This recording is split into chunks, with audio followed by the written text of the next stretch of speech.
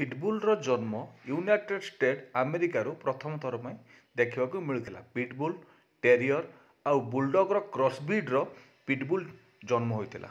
Pit bull ବହୁତ ସାହସୀ ଏବଂ ଷ୍ଟ୍ରଙ୍ଗ ହୋଇଥାନ୍ତି, ସେଥିପାଇଁ ଲୋକମାନଙ୍କ ମନରେ ତାଙ୍କ ପ୍ରତି ଗୋଟେ ଖରାପ ଚିନ୍ତାଧାରା ରହିଛି। ଫ୍ଲୋରିଡା, ଇଣ୍ଡୋନେସିଆ, ଇଂଲଣ୍ଡ ଏହିଭଳି କିଛି ଦେଶମାନଙ୍କରେ ଏମାନଙ୍କୁ ରଖିବା ପ୍ରତି ବ୍ୟାନ୍ ଗଭର୍ଣ୍ଣମେଣ୍ଟ ଡିକ୍ଲେୟାର କରିଦେଇଛି। କିନ୍ତୁ ଏବେ କିଛି ଦିନ ହେବ କିଛି ଦେଶମାନଙ୍କରେ ଏମାନଙ୍କୁ ରଖିବା ପାଇଁ ଅନୁମତି ମଧ୍ୟ ମିଳିଛି। ଜର୍ମାନ ସିଫର୍ଡ ପ୍ରଥମ ଥର ଜର୍ମାନୀରେ ହିଁ ବ୍ରିଡିଂ ହେଇଥିଲା। ଏହାକୁ ପ୍ରଥମ ଥର ମ୍ୟାକ୍ସ ୱେନ୍ ଷ୍ଟିଫେନ୍ସ ନାମକ ଜଣେ ବ୍ୟକ୍ତି ବ୍ରିଡ୍ କରିଥିଲେ ଗାର୍ଡ ଏବଂ ଘରେ ରଖିବା ପାଇଁ। ପିଟବୁଲ୍ ମିଡିୟମ୍ ସାଇଜ୍ର କୁକୁର ଅଟନ୍ତି। ଏମାନେ ତାକତ ଏବଂ ରାଗି ବୋଲି ଏମାନଙ୍କୁ ପ୍ରାୟତଃ ସମସ୍ତେ ଜାଣନ୍ତି। ଯଦି ଏମାନଙ୍କୁ ଛୋଟବେଳୁ ଭଲ ଭାବରେ ଟ୍ରେନ୍ କରିବେ ତ ଏମାନେ ଭଲ ହୋମ୍ ବ୍ରିଡ୍ ହୋଇଥାନ୍ତି। ଏମାନଙ୍କୁ ଡେଲି 40ରୁ 50 ମିନିଟ୍ ଡେଲି ଏକ୍ସରସାଇଜ୍ କରିବା ପାଇଁ ନିହାତି ଦରକାର। ଏମାନଙ୍କୁ ରଖିବା ପାଇଁ ବଡ଼ ଘର ବା ବଡ଼ ଜାଗା ଥିବା ନିହାତି ଦରକାର। ଯଦି ଆପଣ ଫାର୍ଷ୍ଟ ଟାଇମ୍ ଡଗ୍ ରଖୁଛନ୍ତି ତ ଆପଣଙ୍କ ପାଇଁ ଏ ବ୍ରିଡ୍ ଜମାରୁ ନୁହଁ। ପିଟବୁଲ୍ ଡଗ୍କୁ ତା ମାଲିକ ସହ ରହିବାକୁ ବହୁତ ଅଧିକା ପସନ୍ଦ ହୋଇଥାଏ। ଯଦି କେହି ତା ମାଲିକ ଉପରେ ଆକ୍ରମଣ କରିବାକୁ ଚେଷ୍ଟା କରେ ତ ପିଟବୁଲ୍ ଡଗ୍ ତାକୁ ସେ ଜୀବନରୁ ମାରି ଦେଇଥାଏ। German shepherd dog world popular dog ଭିତରେ 2 ନମ୍ବର ପୋଜିସନ୍ରେ ଆସେ। ଯଦି ଇଣ୍ଟେଲିଜେଣ୍ଟ ବ୍ରିଡ୍ ଭିତରେ ଆପଣ ଦେଖିବେ ତ ନମ୍ବର 3ରେ ଜର୍ମାନ ସିଫର୍ଡ ଆସେ। ଜର୍ମାନ ସିଫର୍ଡ ଡଗ୍ ତାଙ୍କ ମାଲିକ ପାଇଁ ବହୁତ ସ୍ନେହୀ ହୋଇଥାନ୍ତି, କିନ୍ତୁ ଅଚିହ୍ନା ଲୋକଙ୍କ ପାଇଁ ବହୁତ ରାଗି ହୋଇଥାନ୍ତି। ଏମାନେ ବହୁତ ଭଲ ଫ୍ୟାମିଲି ଡଗ୍ ହୋଇଥାନ୍ତି, କିନ୍ତୁ ଏମାନଙ୍କୁ ଛୋଟବେଳୁ ଲୋକମାନଙ୍କ ସହ ମିଳାଇବା ନିହାତି ଦରକାର। ଏମାନଙ୍କୁ ଛୋଟ ଛୁଆ ଏବଂ ଅଲଗା ଡଗ୍ମାନଙ୍କ ସହ ମିଶି ରହିବା ପାଇଁ ଛୋଟବେଳୁ ଶିଖାଇବା ନିହାତି ଦରକାର। ଜର୍ମାନ ସିଫର୍ଡ ଭଲ ଗାର୍ଡ ଏବଂ ଇଣ୍ଟେଲିଜେଣ୍ଟ ଡଗ୍ ହୋଇଥାନ୍ତି, ସେଥିପାଇଁ ତ ଏମାନଙ୍କୁ ଆପଣ ପୁଲିସ ଏବଂ ଆର୍ମିରେ ବହୁତ ମାତ୍ରାରେ ଦେଖିବାକୁ ପାଇବେ।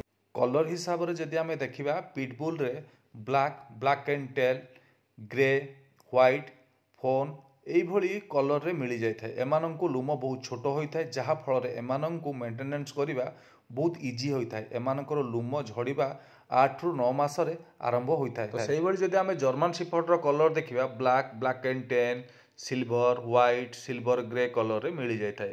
ଏମାନଙ୍କର ଲୁମ ଲମ୍ବା ହୋଇଥାଏ, ସେଥିପାଇଁ ଏମାନଙ୍କୁ ଡେଲି ବ୍ରଶ୍ କରିବା ନିହାତି ଦରକାର। ଜର୍ମାନ ସିଫର୍ଡର ଲୁମ ଝଡ଼ିବାର ଟାଇମ୍ 6ରୁ 8 ମାସରେ ଆସିଥାଏ।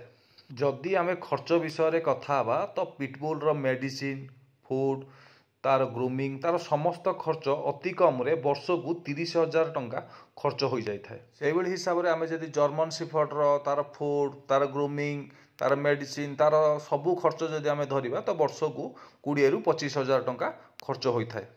ଯଦି ଆମେ ପିଟବୁଲ୍ର ହାଇଟ୍ ବିଷୟରେ କଥା ହେବା ତ ପିଟବୁଲ୍ର ହାଇଟ୍ 18 ଇଞ୍ଚରୁ 28 ଇଞ୍ଚ ମଧ୍ୟରେ ହୋଇଥାଏ। ସେଇଭଳି ଯଦି ଆମେ ଜର୍ମାନ ସିଫର୍ଡର ହାଇଟ୍ ବିଷୟରେ କଥା ହେବା ତ ଜର୍ମାନ ସିଫର୍ଡର ହାଇଟ୍ 22 ଇଞ୍ଚରୁ 26 ଇଞ୍ଚ ଭିତରେ ରହିଥାଏ। ସେଇଭଳି ଯଦି ଆମେ ପିଟବୁଲ୍ର ପିଲା ଜନ୍ମ କରିବାର କ୍ଷମତା ବିଷୟରେ ଜାଣିବା ତ ପିଲା ଜନ୍ମ କରିବ ପିଟବୁଲ୍ ଅତି କମ୍ରେ 5ରୁ 10ଟି ପପି ଗୋଟେ ଥରକର ପିଟବୁଲ୍ ଜନ୍ମ କରିଥାଏ।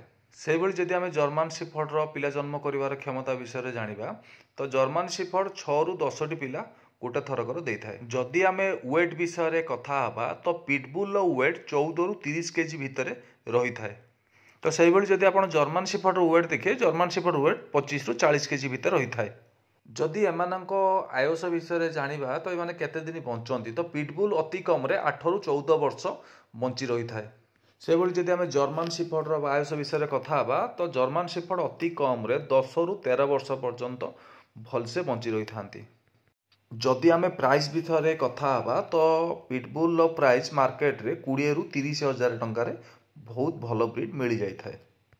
ସେଇଭଳି ଯଦି ଆମେ ଜର୍ମାନ ସିଫର୍ଡ ପପି ବିଷୟରେ କଥା ହେବା ତ ଜର୍ମାନ ସିଫର୍ଡର ପପି ଆମକୁ ମାର୍କେଟରେ 14ରୁ 25,000 ଭିତରେ ଭଲସେ ମିଳିଯିବ। ଆଶା କରେ ଭିଡ଼ିଓଟି ଆପଣଙ୍କୁ ଭଲ ଲାଗିଥିବ। ଯଦି ଭଲ ଲାଗିଥିବ ଲାଇକ୍, ସେୟାର, ସବସ୍କ୍ରାଇବ୍ କରିବାକୁ ଭୁଲିବେ ନାହିଁ। ରହିଲି, ଜୟ ଜଗନ୍ନାଥ।